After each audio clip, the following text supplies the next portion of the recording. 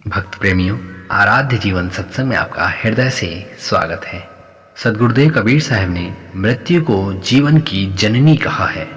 लोग मृत्यु के भय से पूरा जीवन परेशान रहते हैं, किंतु सद्गुरुदेव कबीर साहब मृत्यु को भाग्यवती कहते हैं और कहते हैं, माया मरी मन मारिया, राख्या अमर शरीर, आशा तृष्णा मारी के, थिर है रहा कबीर। अर्थात बुद्धि से माया की छाया बिल्कुल ही हट गई, लेस मात्र भी लोभ मोह नहीं रहा। वास्तविक सत्य का ज्ञान हो गया तो माया का प्रभाव कहाँ रहेगा।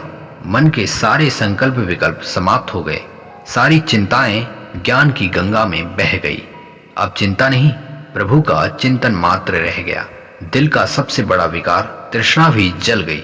किसी से कोई गिला शिकवा नहीं रहा, बल्कि यथार्थ का ज्ञान हो गया और सभी से प्रेम की धारा बह रही है। आंखों में हमेशा प्रेम के आंसू बहते हैं।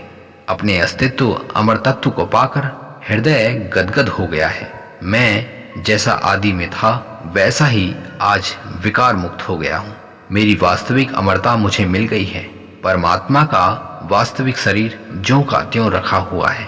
अर्थात आनंद आत्मा सद्गुरु वाणी सुन के निश्चल हृदय हो गया है। सभी कर्मों के बंधन से मुक्त होकर अपने परमात्मा में मैं लीन हो गया हूँ।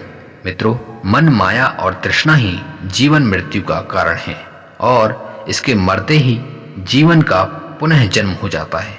अर्थात बिना स्वच्छ निर्विकार मन के यह जीव मृत्यु के समान है और जैसे ही जीवात्मा अपने विकारों से मुक्त हुआ, समझ लीजिए ये अपने वास्तविक रूप में आ गया। प्यारे भक्त प्रेमियों, सद्गुरुदेव कबीर साहब ने ऐसा कोई भी प्रश्न नहीं जिसका समाधान न किया हो। बस हमें विवेक लगाना है कि किस वाणी में क्या सच्चाई बताई गई है। प्यारे भक्त प्रेमियों, आपको यह अमृत प्रेरणा कैसी लगी, कृपया हमें कमेंट करके जरूर बताएं। सद्गुरुदेव की ऐसे ही अमृत प्रेरणाओं को अपने जीवन में उतारने के लिए अपने आराध्य जीवन सत्संग से यूं ही जुड़े रहें। मित्रों, अपना कीमती समय देने के लिए आपका बहुत बहुत धन्यवाद। मिलते हैं अगली प्रेरणा में, तब तक के लिए नमस्कार, धन्यवाद, जय हिंद, वंदे मातरम।